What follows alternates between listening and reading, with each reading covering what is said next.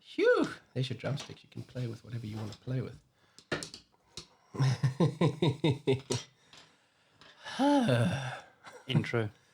Intro.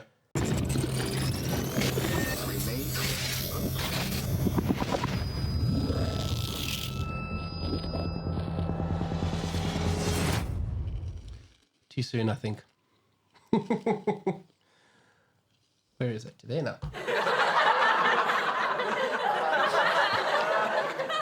You reprogrammed it. I didn't. Really? It's the yellow one. Really?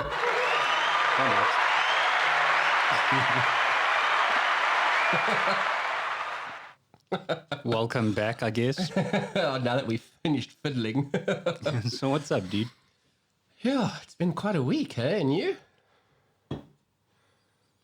Yeah, no, sorry. Did I catch you off guard there? Yeah, you did. I was like, I thought you were going to say something, and I was like, yeah, I've got time to take a drink.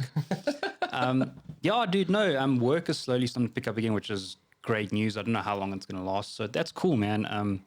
Hey, dude, in these times, that's amazing, I suppose. Yeah, and there has been a few like quiet gaps where I've been able to like zone in and read a bit, which I'm really stoked about. So, nice. Just better than the usual because I'm usually the one that slacks off with reading. So yeah, how you, dude? I'm good. It was a bit of a tough week, hectic week at work. A couple, I suppose you could say, body blows where things didn't quite pan out the way you'd want. Privately, personally, good. Can't complain. Yeah, things are going all right. Was quite busy. Hang on a sec. COVID, help, run. Was busy in comic terms.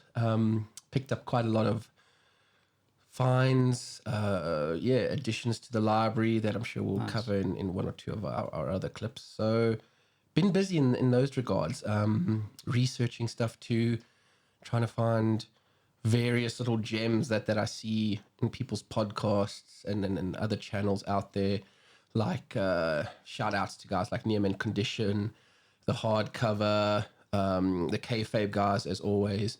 So just taking notes, trying to do my homework and research, what's good, what's not good. Yeah.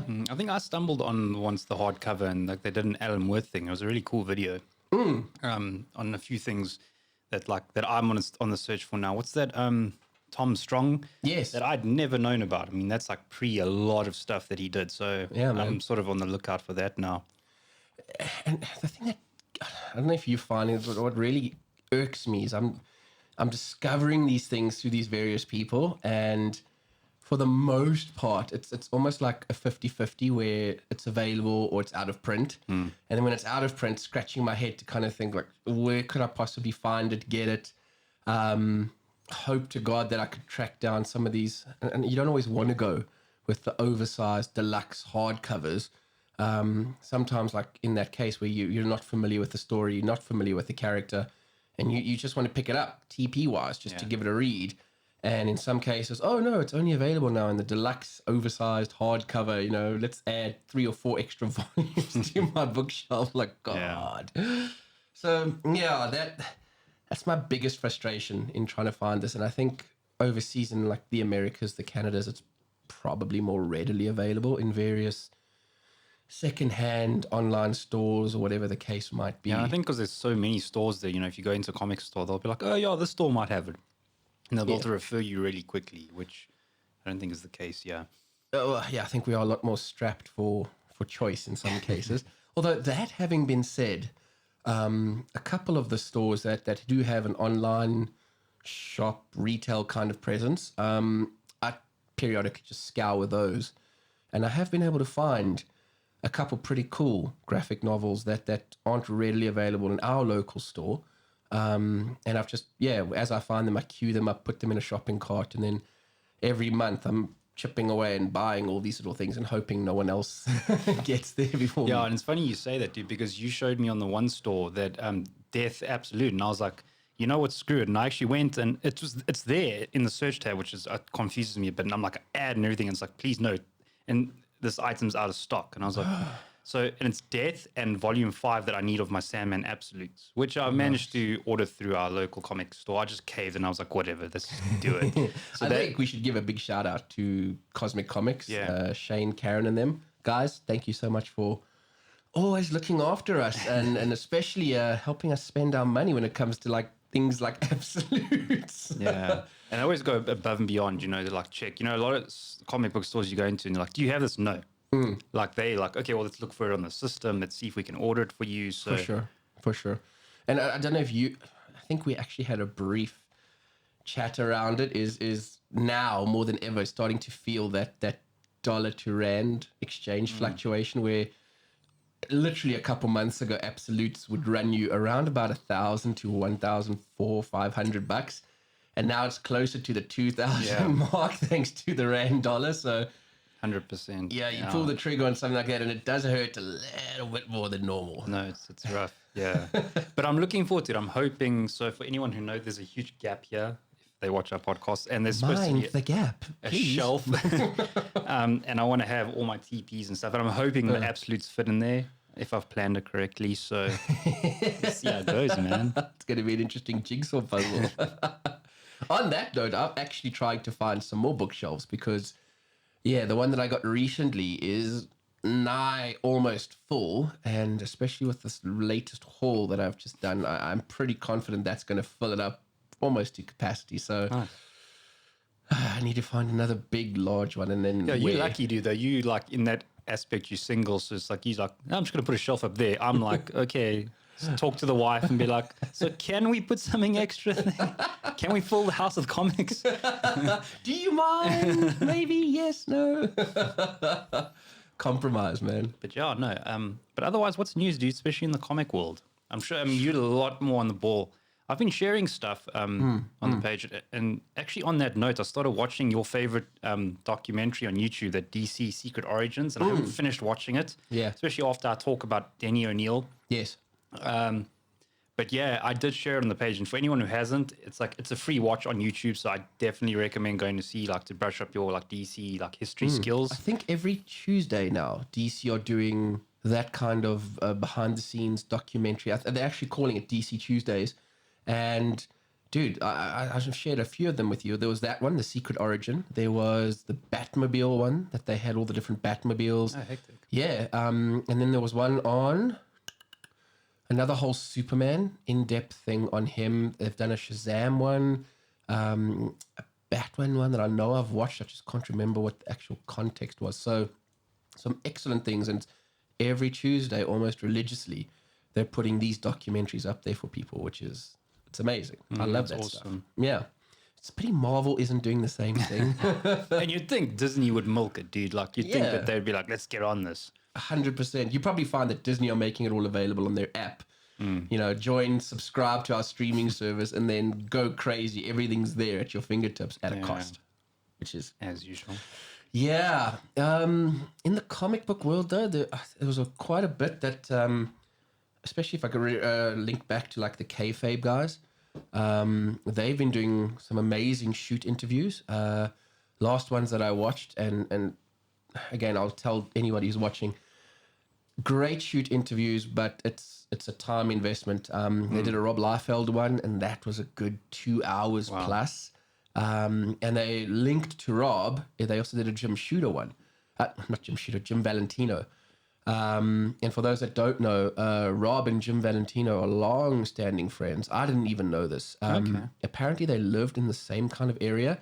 And as Rob was trying to break into comics, Jim Valentino was the first guy that he met and befriended. And Jim was already at Marvel and was kind of like helping him lead-ins, run-ins, etc. So long-standing friendship. Then I would imagine they got the Jim interview off the back of talking to Rob. And what really surprised me, whenever I see Rob Liefeld in interviews, I'm convinced the man's strung out on cocaine or something or some hectic ADHD, because he's just all over the place and like this Energizer bunny that doesn't stop. And when you watch him, you almost think he's a bit like I say, too wired and strung out, and not really. He goes off on many tangents, but it's not that he's lost the plot. He always comes back to what the question was. Sometimes he'll tell you this awesome 20-minute anecdote, but he always brings it back home to what the actual question was and then answers the question. So, but at first glance, it is a little bit like, wow, this guy's just all over the place. And will he get to the point eventually? So, yeah. But at the same time, as much as the crap that Rob gets in the industry for his art and almost the devolution of his artwork, he's a really cool guy. And in that interview, seems genuine, seems sincere when he talks about the heyday of his Extreme Studios at Image and how he was trying to look after guys that were working for him, artists or writers, etc. Seems like a genuinely good guy. Yeah, I mean, I can't remember the exact fallout that happened, with that first appearance of Major X or whatever. And and Liefeld was really vocal about it. And the problem is it's always like it's easy to like target someone when they're having like a low moment and judge them all on that. And that's part of our cancel culture that's going on. But yeah, so it's interesting to see like the other side of when he's chilled, because I feel like often when people speak to Rob, he's automatically got he's like fists up, he's in defense mode. Yeah. So to have a laid back interview like that, I think it is. You see another side of the person, For sure. Which is probably more like he is every day to day, not on this one anger burst, Yeah, 100%. Look, to that though, dude, in the interview, he does talk about this new G.I. Joe book that he's doing, Snake Eyes story. And he goes quite heavily into, like, you can see all the negative fan comments around disproportionate drawings that he does and bodies that are out of place, can't draw feet, all of those things. And I've seen the cover for this first Snake Eyes thing. And dude, full Snake Eyes from feet all the way up to body. He's proving a point. I think so. And he actually mentions it in the interview that there are parts where he's actually looking a lot more at his body compositions, the anatomy. He's taking out rulers and he's making sure that if he's got like a shoulder and an arm here and it's tilted, he's making sure that he's got a ruler and the line goes straight across so that the shoulder line stays in, nothing's slightly out or disproportionate. If he's got a body twist, he puts a ruler there to make sure that it's like that and the chest isn't overly exaggerated, etc. Like the famous Captain America one where he's standing, but you can see both of his pecs somehow. He really seems to have taken or become more cognizant of all of those comments, be them positive or negative. And it looks like he's trying to maybe be his own critic and correct it. That's amazing, dude. Someone, especially at his age, in his time in the industry, he's actually got nothing to prove to anyone. Sure. So it's cool, but I'm interested to see if it'll be that thing where people like be careful what you wish for. So now people are commenting on that because it's easy to, and then it's like now it might not just look like Rob Liefeld anymore. It might be like, well, what is this?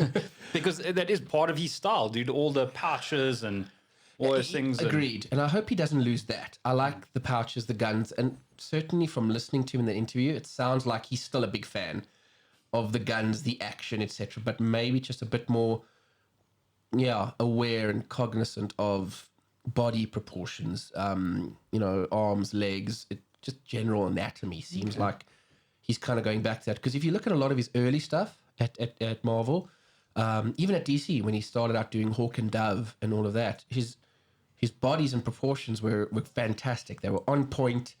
Again, drawing feet, drawing hands. In fact, some of the best hand work that I've ever seen is Rob Liefeld hands. So he really was at one point on point, and I don't know where it went wrong, where he, they say that a lot of you would know from just your dalliances in the music world. Sometimes artists can be their worst critics and too harsh on themselves in terms of how does this sound, how does this look, and they become overly critical, and sometimes to the point of obsession over things. And maybe that's what happened there at some point around, like, say, feet as an example. And that is a problem because sometimes they have a height where it's their best work, and because they're trying to top that, instead of just being an artist, they actually make worse and worse material. Sure. And I mean, I've even seen it with someone like Mark Silvestri. In my opinion, Mark Silvestri was one of the best artists, bar none. Just the way he did, all his characters looked cool. When he was doing Wolverine, he looked amazing. He did, just visceral action scenes superbly. And then he kind of went on to Witchblade, and it's almost like Michael Turner was on Witchblade, and I don't know if he was like, wow, this guy's just way better than me, and he almost took a backseat to Turner for a bit.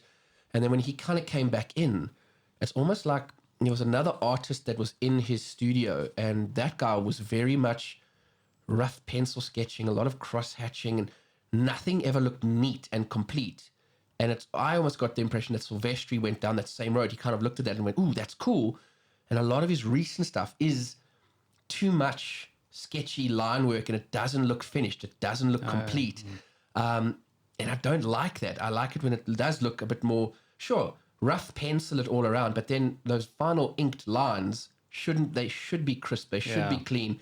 And when Silvestri's is finished, it looks amazing. And somehow he seems to have also lost the plot a little bit, kind of thing. I thought this looks good when it, for me personally, maybe some people like it, but for me, it looks unfinished. It looks too rough still, and I don't like it. And then you look at someone else from Image, like a Todd, and Todd's work is still very consistent, on point, refined, neat. He also, I think, probably had his dalliances with. I don't think it's confidence with Todd McFarlane. I think Todd always he seems like the most confident out there guy ever. But I think when Capullo was doing Spawn, he definitely took a decision to kind of say, this guy's got it. He's taking Spawn to levels I can't. And he was going to focus more on the overall creative direction, the story, etc. of the character. Just off the top of my head, I guess. Yeah. So they were really cool to see those shoot interviews. Valentino, awesome, gives you a lot of history behind Image. He's a lot more open about some of the feuds that happened when they kicked Rob out of the group, right the way down to just when he was removed as publisher in place of Eric Larson and all these things. And the one thing I can say about the guy is he doesn't seem to hold grudges. Okay. He just seems like this very cool, chill dude. He doesn't lost sight of his goal right the way through it.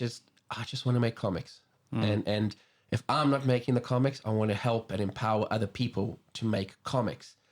And I think that message for me alone is probably what's making Image Comics so Stick awesome. out, 100%, because I think Marvel have lost that key end goal.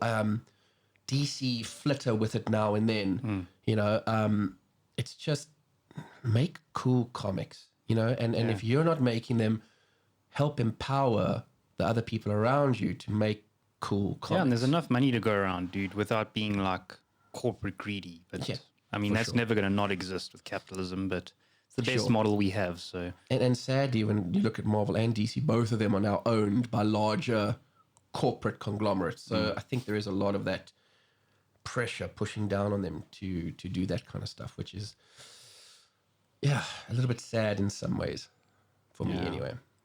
Dude, I know this is a super huge change of topic as I would normally do, like I'd like to do.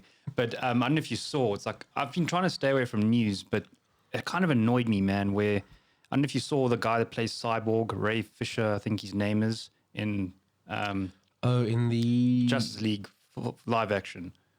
In the actual movies themselves. Okay, yes. And he out of nowhere, like, because now there's obviously, this whole movement with the Snyder Cut happening. And he said, and previously one of the cons he said, he talked highly of Josh Whedon, and he's like, it was a good replacement, Zack Snyder picked, well, not that Zack Snyder picked him, it was Jeff Johns, but anyway. Yeah. He was just, and now he started, and he like, it just felt like it was crying for attention. It's okay. And he's like, I formally now retract everything I said about Josh Whedon. And obviously the internet blows up and goes mad. And then he later comes out and says like he was inappropriate, he was rude to them. And basically the picture they're trying to paint is that Josh Whedon came on to shit talk all of Zach's work, and he was a dick to work with, but it was, let's finish it with my vision. But now then something else came out even further where Gal Gadot sort of jumped on board. And I don't know if you remember in the film, there's one part where it's like innocent humor where but I can see how it doesn't play as forward thinking today, where Flash runs Ezra Miller and he falls on top of Gal Gadot like flat, and it's just awkward, he's near her boob thing, and then in a second he's up and Now, apparently, if you zoom into that shot, you'll see you don't see Gal Gadot's face because she refused to do that shot because she felt that it was, and they got a body double. And apparently, Josh Whedon like got mean about it, and he like locked her in a room, and it's like, "I'll end your career because you don't want to do this."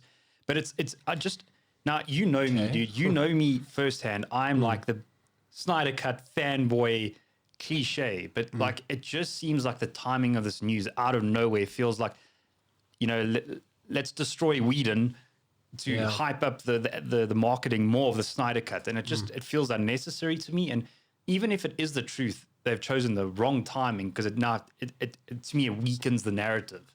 If it is and I did feel like it was in poor taste. It's something that didn't actually need to be said. But because there's this whole movement of like let's attack movie directors that are maybe power hungry and emotionally abusing women, and there's a whole Me Too movement. I think they're just playing into that so well, man. And I don't know, like I just didn't buy it. And like I said, like for me, it would be so easy to jump on that bandwagon and be like, oh, screw Josh Whedon, Snyder Cut. But I just it felt weird. I don't know. I'm with you. I'm having a hard time digesting it because I don't think you can make as many movies or be involved in as many movies because a lot of people don't know that Marvel side and DC side, Whedon was involved in a lot of the script writing, refinements, tweaks on a lot of the movies from Superman v Batman to Justice League to even apparently Suicide Squad, and some people say good or bad. He did lock heads with some of the directors in terms of what he was trying to bring in. I think a lot of it was more lightheartedness, especially when on the DC side they were very darker and grittier, and he was trying to introduce little light-hearted elements in all that. But when I look at it and I go, from everything he's done, Firefly, Buffy, for the long run he did on Buffy, to all the stuff he did on the Marvel side, not one negative comment. Exactly. To now, like you say, suddenly, because if I'm not mistaken, there's a dude. What's that one actor that in Firefly? It's a guy that always like looks like he's hyped up. The ginger dude. Yes, man. I'm not allowed saying that. He played Wash, the pilot. Yeah. And he said he's worked with him for obviously all the time. Thingy Tudyk, Alan Tudyk. Yeah, and he said like nothing but a pleasure, normal guy. He can't see why that would be true. So. I don't know. Hollywood politics, for sure. It's probably above us and above our pay grade. Nice to hear about, but the motives behind it and the actual whys and what's the real truth, I don't know. Yeah, what is? Yeah, similar to what you were saying. When all of this started coming out, the Harvey Weinstein scandals and that, it was almost like it needed to come out. It had to come out for the betterment of everybody. But thereafter, it's almost like you started hearing over-exaggerated stories about certain people who probably just looked at someone funny. And then it was like, oh my God, he's terrible. And then the worst person. The bandwagon, 100%. So maybe going back to what you started your point on is maybe that's where we're at now, where some guys, like you said, one guy's completely reversing on his statements, etc. Maybe to give more hype and validity and whatever it's to just the Snyder Cut. Dude, I'm a strong believer of, fair enough, if you wrong in your life and you want a better, cool, you can apologize for it. But it feels like he's jumping ships where the most popular opinion is. Mm-hmm. Own your opinion. Don't go like, I retract this now all of a sudden. Sorry, didn't mean it. Like, it's like, what? It just feels very childish and very like attention seeking.